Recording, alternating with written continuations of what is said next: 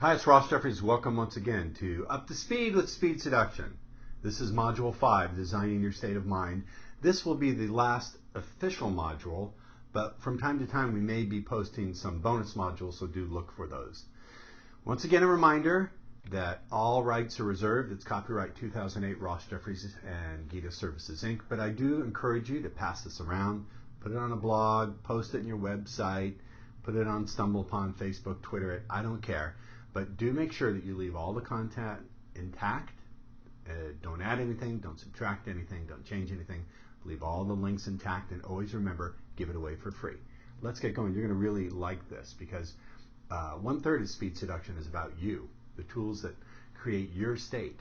So let's get to it. Here's a gold key principle. Beautiful women create altered states of consciousness.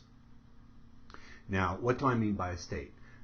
A state is the combination of your internal representations. We talked about that. What you visualize, the sounds you make, what you say to yourself, and then your physiology, the way you're breathing, your posture, your muscle tone, your movement, the flows of sensation in your body, and then on a deeper, more profound level, your beliefs about yourself, your beliefs about your sense of identity, your sense of capability, your sense of possibility, your sense of deservingness, the meanings that you attribute to situations.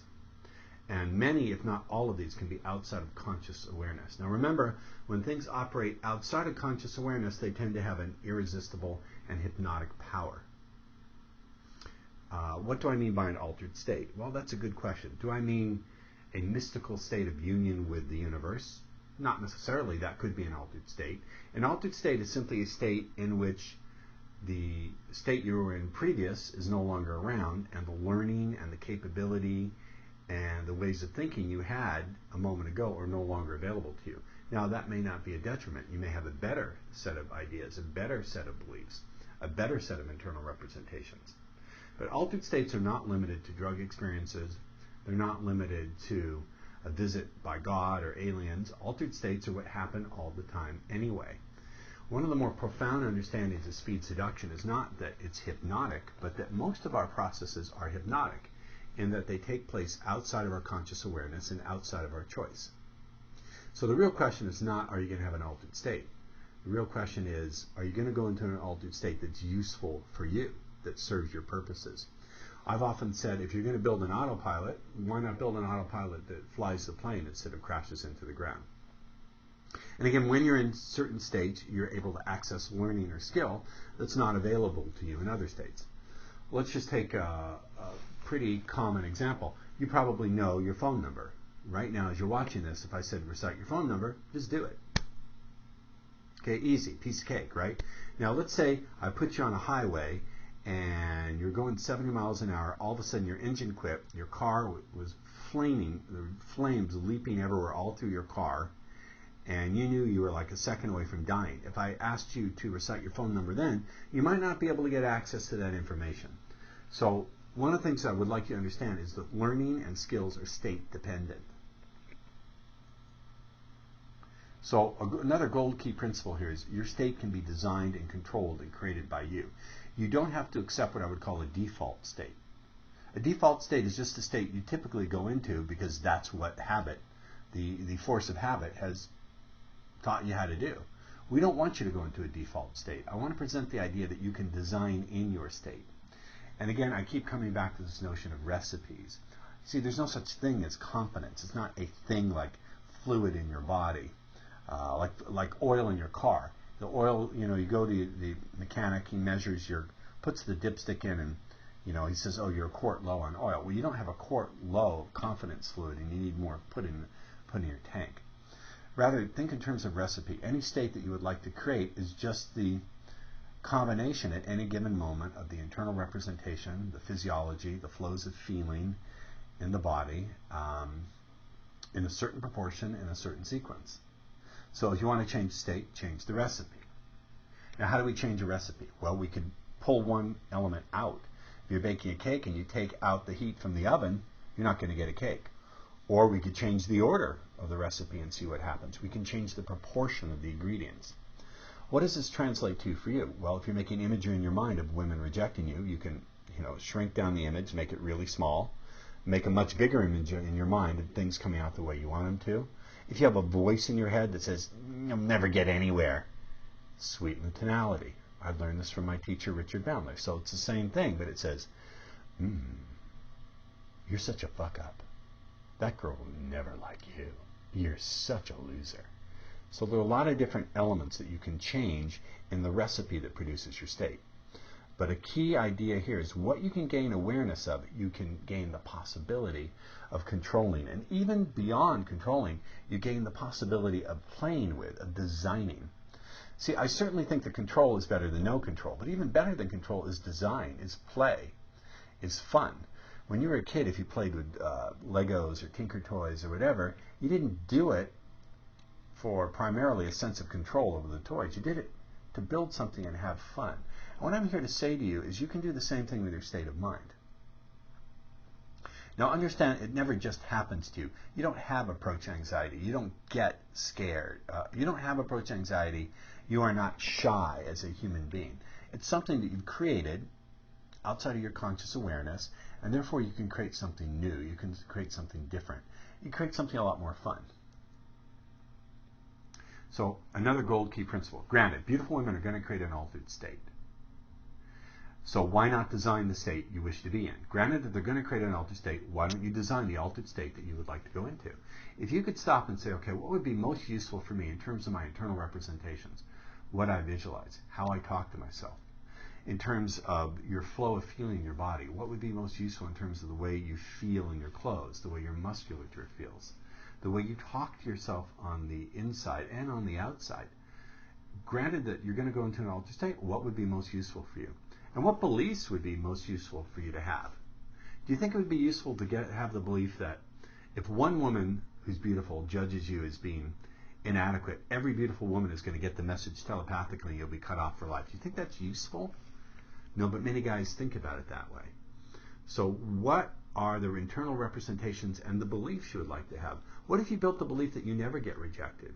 You just learned something about what you need to get where you want to go, or you have some fun, or you discover if the other person has good taste. So learning to create your own meanings and your own beliefs about things is also a powerful part of designing your state. So here's some ways to create leverage with your state. When people come to me, and they often do, they've been stuck for a long time, my job as a coach is not usually to answer the question they're asking. Because you see, the question they're asking is limited by the very thinking that's keeping them trapped. So I often have to step back and look and say, where can I find leverage with this person?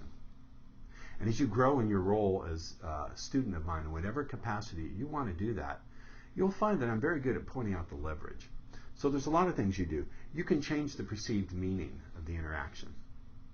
What do I mean by that? Well, I had a student come to me who's a Special Forces veteran. And again, I don't remember whether he's Marine Recon or Navy SEALs, doesn't really matter. And he said, you know, Ross, I'm terrified of talking to beautiful women. I've been shot at, I've jumped out of airplanes at very high altitude, and I only opened the parachute just as I'm going to hit the ground. I've been through explosions. I'd rather be shot at than talk to a beautiful girl. Now, to me, I'm weighing this up and going, let me see.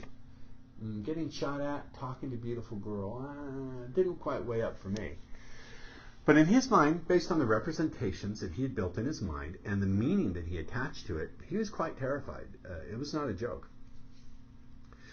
One of the things I do as a teacher is try to bring up a counterexample to begin to get leverage into that person's belief system. So I said, okay, let's say there's a beautiful woman standing across the room and you really want to talk to her. Could you go up and talk to her? And he started, to shake. He said, no, I couldn't do it. I said, okay. What if there was an attacker sneaking up behind her about to slit her throat with a knife? Could you talk to her then? He said, hell yeah. I'd go over there, break the guy's arm, and maybe even kill him on the way down the ground and tell her, look out. So I said, when there's no physical danger, it's just her, you're terrified. But when there's someone with a knife and someone could get hurt, or you have to hurt someone, you've got no fear. Does that make any sense? And he said, yeah, that's true, and it doesn't make any sense. So it was the meaning that he attached to it, that somehow, first of all, he assumed that he was going to get rejected, whatever that means, and that it would be a terrible thing. It would mean he was not attractive to any women. So I sort of turned around and gave him a different meaning. So you can change the meaning that you create. And the meaning I want to suggest is not that you know you're going to succeed.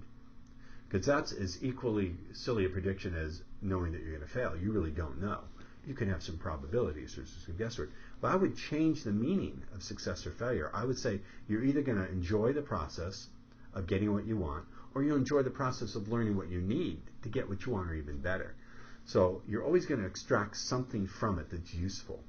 We'll get to this a little bit later in the presentation when I talk about acceptance/extraction confidence. You can change your physiology. Many guys who say that they have approach anxiety or fear really don't. What they have is an over-amping, meaning if there was a disgusting, horribly fat woman, 500 pounds, cookie crumbs in her mustache, and back boobs, and I said, go talk to her, most guys would say, okay, I can do it. They would want to, but they couldn't. But with a really, really beautiful woman, it's not fear, it's over-amping. There's so much sexual energy running through the circuitry that the guy just can't think straight. Who could, right? So the solution there is to work with the physiology, to show them how to de-amp themselves, to ground that sexual energy into the ground through their feet, shift their breathing, shift their posture. With some people, it's the physiology that provides the leverage. You can change the internal representations. I have something called the orgasmic basketball bounce, where I get people to visualize the feeling, externalize it, turn it into a symbol, and shift it back into their body. It radically changes them. I don't have time to go through that here, but you can find it in my Fear to Charisma DVD. If you go to speedseduction.biz, click on products, and then click on Fear to Charisma, you'll see that there. And then you can change the internal dialogue. Shut off the internal dialogue, lower the volume on the internal dialogue. I often say to guys who have a voice that rags on them, what if you were driving down the street and there's a little man sitting on your shoulder, and every time you're about to make a turn, he yelled, "Look out!" You probably get into an accent. So this is again from NLP. I owe this to my teacher, Richard Bandler. You can turn down the volume or make that voice that rags on you really pleasant. Give it a confident tonality. So the bottom line is, with all these various different tools, I'm not here with you. I can't talk to you right through this recorded medium. If you join my coaching club, I can do that quickly. But here what I can tell you is my skill as a teacher, these are the 4 major areas in which I get leverage into a student's experience. And probably at least one, if not more, will really be of assistance to you. Now, the challenge is with some students, they're working on the internal dialogue, when in reality it's the physiology that needs to be shifted. So again, this is the advantage of having a very experienced coach, because I can look right away and know within like 5 seconds which of these you need. I want to give you some attitudes and realizations for successful women. Since I said that your state can be partially comprised of your attitudes, your beliefs, your realizations about women, therefore if you shift those, you can really shift your state. So let's go through these. One of my beliefs, at least when it comes to the initial walk-up, and indeed all the time, is 99% of the time, the worst that will happen is nothing will happen. Now, a lot of times, good stuff will happen. But let's say, if you take the universe of times when you don't get what you want, 99% of the time when you approach women, the worst that will happen is nothing will happen. She's not going to laugh at you or be mean. She'll just ignore you. She just won't respond. Or she'll nod her head or smile and walk on.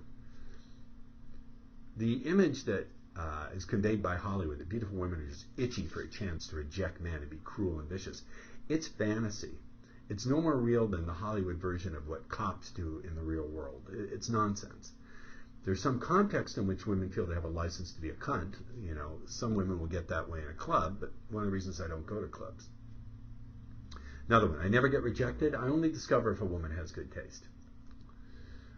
Here's a really good one. This next attitude, I shouldn't even be giving this away, but it's so powerful that if you just put this into action, if you write this attitude down and think about it, and then imagine your last 10 interactions with women and how they would have been different had this attitude been there, you'll see how powerful it is.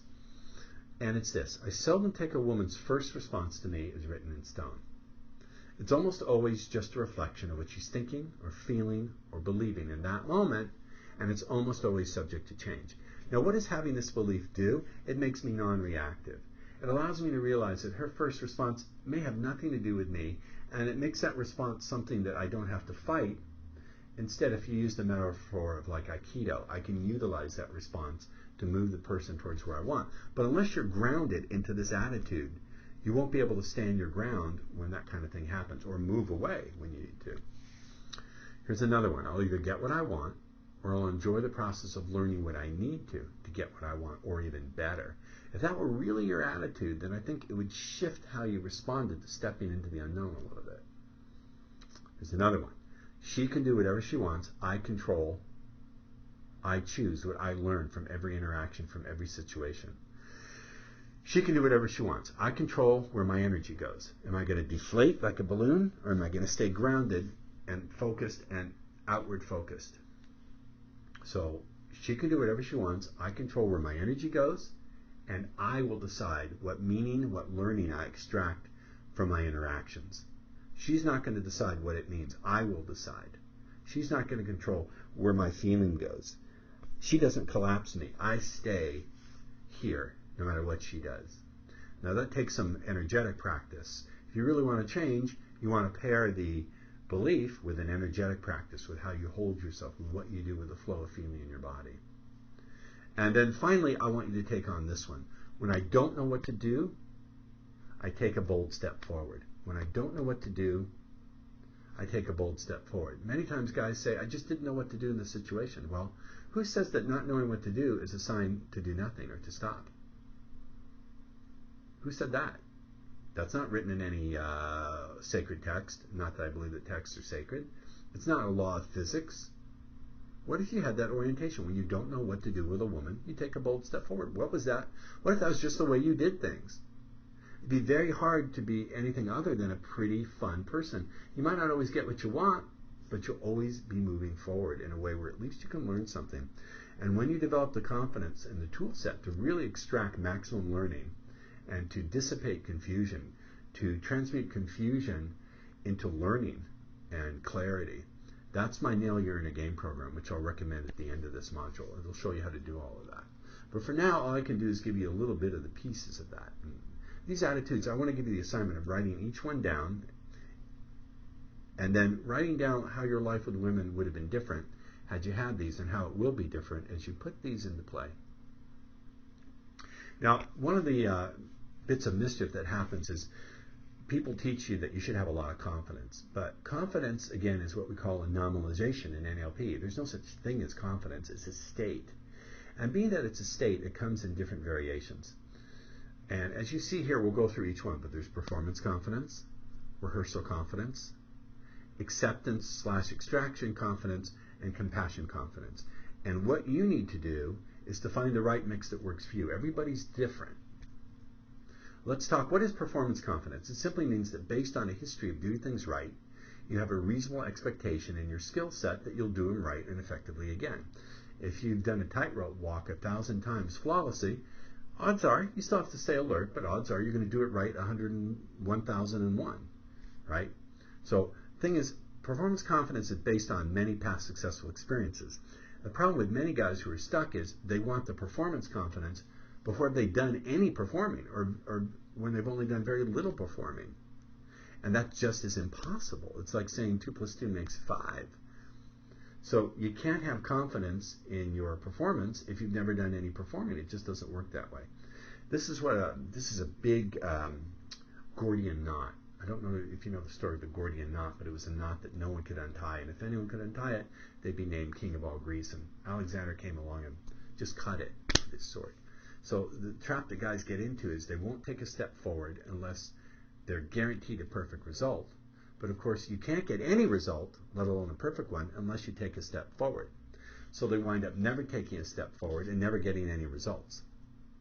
Does this make, so you see here, you wind up never taking a step and never being certain. You know, congratulations, you're double failure.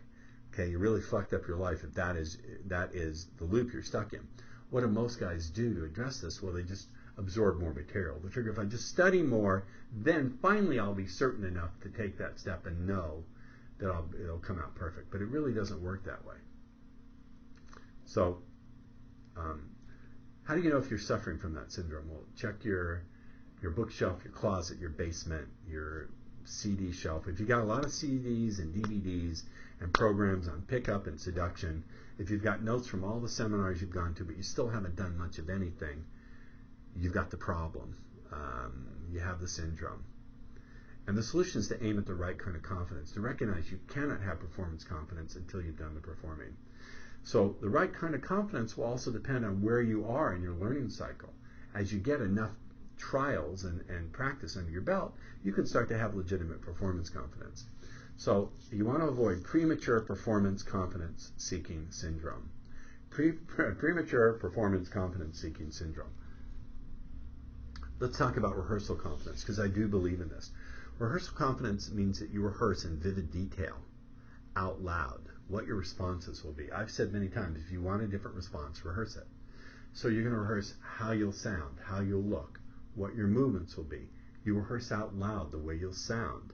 You rehearse responding and feeling a certain way. Now, there's some keys to good effective rehearsal. Number one is repetition. You want to do it a lot. Second, it's got to be in an altered state. I suggest before you do your rehearsal, you do some breathing. You energize yourself with some breath, and you do a little progressive relaxation. And finally, it's got to be multimodal. What do I mean by multimodal? It's not enough to just do it in your head. You have to get up. You actually have to make the movements you're going to move. Stand the way you would stand. Actually perform the gestures that you would perform. This kind of codes it into your neurology. So there's rehearsal confidence. Now, I believe in rehearsal confidence. I've got several programs and products to help you with that. However, special gold key and warning. You see, I put this in red. I haven't done that in any other modules. What I'm about to show you is really powerful, but I want to warn you about rehearsing too much.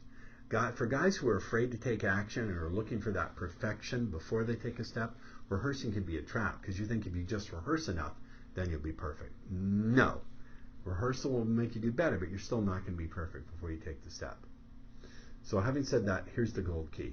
If you really want to add punch to your visualizations, imagine it from the woman's perspective. So first imagine how you would look, how you would stand, rehearse it out loud, and then I want you to imagine that imagine looking at yourself through her eyes. So imagine you're like looking through her eyes at you. And hear her on the inside say, damn, he's hot. I gotta meet him. I want to meet him. And then imagine the flow of feelings in her body as she feels that little bit of a desire to go and talk to you. Not like overwhelming, boiling lust, because you'll burn out the circuits, but just a little bit of that. Wow, I really want to meet this guy. And then pull back and see her through your eyes. So shift perceptual position. So now you're looking at her again from your perspective and see her smiling at you. What are we doing here? We're changing perceptual positions. So you're starting out seeing yourself from her perception, her eyes. It's like you're inside of her head looking at you. And what this does is, I don't know exactly how it works, but it sort of keys the other person to respond in the way you want them to. So first you want to rehearse the way you will look, you will sound, and then slide into the other person, take on their perceptual position. But again, I give you the warning, don't rehearse too much. Watch your rehearsal to action ratio. For every 5 points of rehearsal, there should be 20 or 30 points of taking action. Let me tell you about the next kind of confidence that's very useful. Often this is what you'll have to rely on in the beginning. It's what I call acceptance extraction confidence. What does acceptance confidence mean? It basically comes down to acknowledging the facts and eliminating all of the drama. Essentially, it means accepting that you can't know with certainty what any outcome is going to be. You just don't know. Even if you've done things 1,000 times right with your pickup, you don't know what 1,001 will bring you, because women are random, they're chaotic. They have a structure, but that structure can be chaotically influenced by the smallest little element. And so you never really know for sure, and that's okay. So it's based on acknowledging that you don't know what's going to happen, that you don't like that you don't know what's going to happen, and then you make a decision. So you acknowledge reality. You'd like to talk to the girl. You acknowledge that you don't know what's going to happen. You acknowledge that you don't like that you don't know. And then you make a choice, and I'm going to go find out. Let's go find out what will happen. And really this has to do with epistemology. Epistemology is the study of how we can know things. Can we know things just from figuring out in our head, or do we ultimately, is there some realm of human experience where we have to go out and experiment to know? I want to suggest that empiricism is your epistemology. And empiricism says that ultimately the only way to find out about the world outside of ourselves is to go and experiment. So it's a perspective that says you're going to let action and reality teach you what works rather than worrying or guessing or speculating. That it's okay to form a theory. As you see, I form theories, but you have to let reality and action teach you what will work. This is the most important little bit of leverage I can give you. Now, it's sort of not the kind of thing you would think about. It doesn't feel like super room-filling confidence, but you don't need to aim at that. Again, this perspective that you will let action and reality teach you what works is a key to having a fun and fulfilling and thorough and varied life. In this approach, we acknowledge something. We acknowledge that there are no answers. At best, there are ideas. It's only when the idea is acted upon that it becomes an answer. If you're looking for answers, no. At best, you're going to find incredibly useful and accurate and powerful ideas, but they only become answers when you act on them. You have to potentiate the idea into the reality of an answer through your action. Not your speculating, not your worrying, not your chewing on it, not your ruminating, but through action. You should write this down 100 times, number each one. Without action, there are no answers and there is no knowledge. I mean it. Write it down. If you want your life with a woman to transform, write it down 100 times. Number each one. Sign and date it. Without action, there are no answers. There's no knowledge. Now, what does this do? It means that not knowing what's going to happen ceases to mean that you have to stop and wait. Not knowing what's going to happen means you choose to move forward, that there's an opportunity to learn, that you act in a way to find out. So you change the meaning of not knowing. You're not going to claim that you do know. You're going to accept that you don't and then change what that means and change the decision and the choice and the action that follows. And you see that you're sticking with facts. There's no drama. You don't say, oh my God, Sally Jane. You don't spin around it. By spinning, you don't start making representations of how women have always hurt you and why that woman treated you like crap and you were nice to her for a year and all she did is talk about the boyfriend. That's all going to drop. You drop all that noise in the system and you just focus in on the fact that you'd like to talk to the woman, you don't know what's going to happen, you don't like that you don't know, and then you choose to go forward. Now something may happen. As you get used to living this way, you may begin to get excited about knowing. You may get really, really happy and enthusiastic about not knowing because it means you're about to expand your definition of what you can do in the world, and that is cool. That's a cool thing. And again, note what it's not doing. We're not building a super powerful, super dynamic, 40-foot tall you. Now, I do teach that, with rehearsal confidence. But for some of you, rehearsal confidence is not going to be useful. We're not aiming at optimal. We're not aiming at what Tony Robbins talks about, peak states. Fuck that. You can't go around in a peak state all the time. Number one, you'll burn yourself out. Number two, you'll overwhelm a lot of people. Number three, peak states involve a lot of noise sometimes. You just don't need to do it. We don't want optimal or super world-beating. We just want nominal, just what will work. Anything that's required to get us in a useful state and to get our feet moving and get the action going is what we want to do. And note, when you're seeking a solution, the most efficient one is the one you want. The one that requires the least energy, the least preparation to get the job done. And this, most of life just requires steady day-to-day efficiency. It doesn't require heroism. Now, sometimes it does. There is a place in life for heroism, for super excellence. I get it. To me, what I'm doing here is heroic. I'm reaching out to people and going, look, I'm going to break your chains. I'm going to open your prison door. Hopefully you'll come back and out of reciprocity want to become my customer and give back to me and also want to keep getting from me. Maybe not, but I think this is a heroic effort I'm undertaking. Believe me, this is me at my best, doing what I love most. But usually in life, you don't need to be heroic. You don't need super excellence or Olympic level performance. You just need steady efficiency from day to day. And remember, you're just going to talk to a woman. It's not some heroic Herculean feat. They're humans like we are. Their plumbing is different, and the way they process the world is different, but they're still human. And again, there's nothing wrong with being radiant and powerful. You will experience that. I guarantee that you will, but sometimes it's not what you want to aim at, and it's not necessary. You don't have to wait for it. It's not required. Now, the other part of acceptance confidence is extraction confidence, and that just means that you have a very good strategy from learning from situations. Even situations that may be confusing, and I should back up and say that I think one of the biggest challenges for guys starting out in this is not fear, or frustration or loneliness, it's confusion. Because you'll try a tool and it doesn't work 100% of the way. It works maybe 70% or 90%. And you can't quite figure out, is it working? Is it not working? Am I making progress? Am I falling backwards?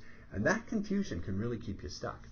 But if you have a good strategy for learning, for transmuting confusion into clarity, then you got something going.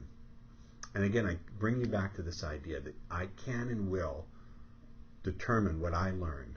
I can and will determine what I learn, what I take from every person, situation, action, circumstance, choice in my life. When I say take, I don't mean take from others. I mean take away, extract the value that you take from it. If you really want to get this mastered, I recommend my Nail You're in a Game program. It's an extensive program all about this.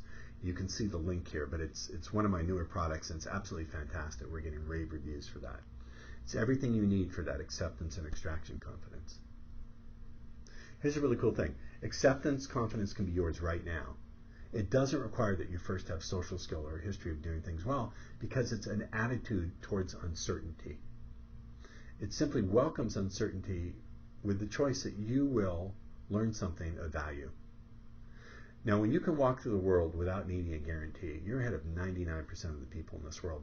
Most people do not know how to handle uncertainty. They will kill someone rather than go through uncertainty. If anyone challenges their beliefs, they'll kill that person rather than deal with the uncertainty of being challenged. When you can walk through the world and be okay with being uncertain, there's something you very subtly radiate. It can't be deflected. It can't be competed with. And it's not frightening or in any way slick or scary. It's an attitude towards life. And I guess I would call it stealth charisma, because people would not see it coming, and they'll never be able to quite put their finger on why you're attractive. And finally, we have what I call compassion confidence. I believe in life you have to have kind of like double vision, bifocals. You have to be able to see far away and close up. Now, what do I mean by this? I don't mean it literally, but I mean, in a sense, when you're dealing with people, you have to be able to see the outcome that you want to get with them. You have to see there's something that you would like, some emotions, and from that, some behavior. But then you also have to take the broader view and remember that we're all humans. We're all in the same boat. You have to be able to do both. There are many areas of life in which taking on that kind of vision is useful. In a business, you have to keep your eye on the horizon and see the broad vision, but then you have to look close up at the day-to-day challenges and potential problems that could come up. So this ability to shift your view, to shift your vision, not physically, but you understand what I'm speaking metaphorically, shift your perspective is crucial for success. So many people get stuck in one or the other. So compassion confidence is about a certain perception. I want to tell you what it's not. I'm not really a sentimental person. It's not about gushing with the white light of Jesus. No offense if you believe in Jesus. It's not a Hallmark card. You understand? But rather it's a perception that we're all in the same boat. Here I have my birthday suit and last breath theory. If you think of some woman, the last woman who really intimidated you, I want to ask you, what was she wearing the day she was born? The first day she was born, what was she wearing? Same thing you were, nothing. And one day, I guarantee, one way or the other, she will take her last breath. She will die. That's common to all of us. One day, death is going to come, and all her tricks and all the stuff ain't going to matter. He's going to cut her right down. And in between that, people are usually just trying to figure out how to make sense of it. So compassion confidence is somewhere in the back of your mind. You hold a little bit of that perspective that we're all in the same boat, that the same hands are constantly bringing us in and out of existence, shaping the clay of our consciousness at every moment, and then putting it back together again and reshaping it. If you cease to view people as separate from you as objects, but rather view everything as an ongoing process being generated by the same whatever, whether you want to personify it as God, call it nature, call it expansion and contraction. If every once in a while you can slide into that worldview or keep it in the back of your mind, it creates a different kind of view towards people. A few years back, I was hanging out with a student, excuse me, and it was late at night. We're coming out of this place, and two girls waiting for a cab, and I was just being funny. I said, look, there's two lovely ladies at the end of the evening waiting for a cab. Now, for some reason, with one of them, it went in the wrong way. I don't know why, but it did. She got very angry. She said, look, it's two fucking assholes who couldn't get laid, desperate to get some. Now, it didn't faze me, but my student got very angry. He went to like yell at them. I put my arm out and said, no, they can do whatever they want. We always come from compassion. That woman is someone's daughter. She's someone's best friend. She's someone's sister. Somewhere she's deeply loved. Now, this changed everything. Everything changed in that moment. Because, you see, I ceased to view her as some girl I wanted to get laid with. I saw her as a human. And I described the truth of her life. And in that moment, everything changed. She just got so friendly. They dropped all their shields. And they said, look, we're so sorry. You guys have been assholes all night, grabbing our asses, staring at our tits. What's your name? And I said, I'm Mr. Wonderful. We walked off. But I want you to contemplate. I want you to even freeze this presentation and really think about what I'm about to say. If you can walk through uncertainty without needing a guarantee, and you can give the other person radical permission, I mean right down to the root of who you are, radical permission to have their first response to you, then something very powerful and transformational might take place. Because the thing is, most guys think if they're trying out something new, if they're being courageous, the woman owes them their support. The woman should be nice to them, because after all, look how brave they're being, taking a risk. No, that's not in any contract. Beautiful women, no person signs a contract promising that they should support you, that they're going to give you emotional support and encouragement when you're trying on something new. It doesn't work that way.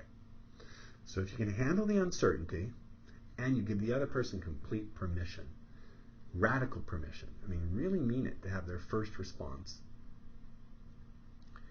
then something magic can happen. So we're now coming to the close of this Up to Speed with Speed Seduction course. Now, I may add future modules or bonus modules, but I want to thank you. I recommend that you review each module at least 3 times. There's a lot of material here, and this is just the free stuff. I really mean it when I say that as much as I've done my best to present a basic overview of the speed seduction technology, this is from the technology from 1997. This is getting you up to speed with the 2.0 course, the home study course from 1997. I haven't given you even an inkling, hardly anything, of what's in the more recent course, the 3.0 course, which I just came out with October of 2008. So let me recommend this. I recommend my Nail You're in a Game program. You can see the link there. I recommend the Speed Seduction 3.0 course. This is my first complete home study course in nearly 12 years. As you can see, I'm a damn good teacher and a damn good coach. I love what I do. Join my coaching program. Try it out. The first month is $1. After that, it's $97 a month. You can quit at any time. But you'll see what the idea is. Go to rjcoaching.com, www.rjcoaching.com, and you'll see what is offered there. And of course, my website, speedseduction.biz, has all of my products. I want to thank you for taking this journey with me. I put a lot of thought, a lot of effort into this, and I welcome your feedback. Please feel free to pass this along. Post it on your website, put it on blogs, stumble upon YouTube. I don't care. Just make sure you don't change anything, and always give it away for free. Thanks. I look forward to continuing to be your teacher in whatever capacity you feel that's what you want. Thanks.